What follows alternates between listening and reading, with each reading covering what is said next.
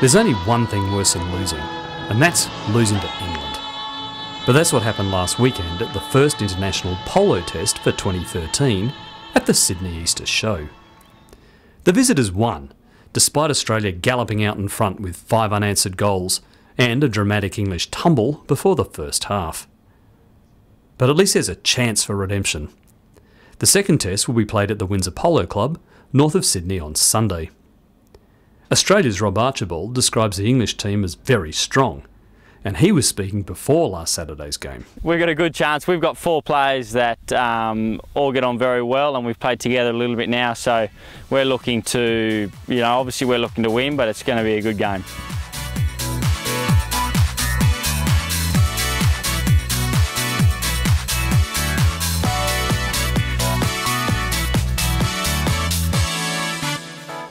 While the action and excitement, not to mention national pride, will be fought for out here on the fields at Windsor, perhaps from an Australian equestrian sports point of view, the more significant event may be taking place across the road.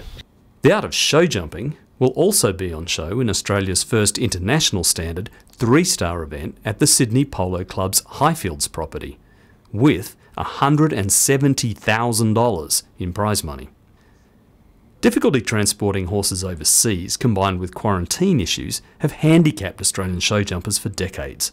Organisers John and Kerry Winning hope this high-end event will help turn that around. We went to Europe and it was terrific, but if I wanted to be European, I'd be living in Europe.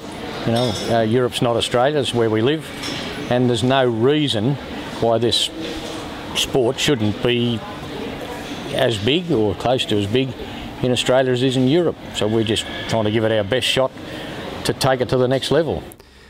But, as with so many other sports, money, particularly from sponsors, is vital. Well, most of them come from within the sport.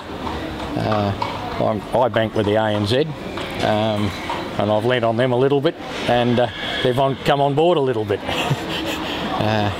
And with a little bit of luck, they might get on board a little further if we just massage them along and try and give them good value for money. I believe we can attract one sort of serious sponsor from outside your sport, then you can probably get a few others.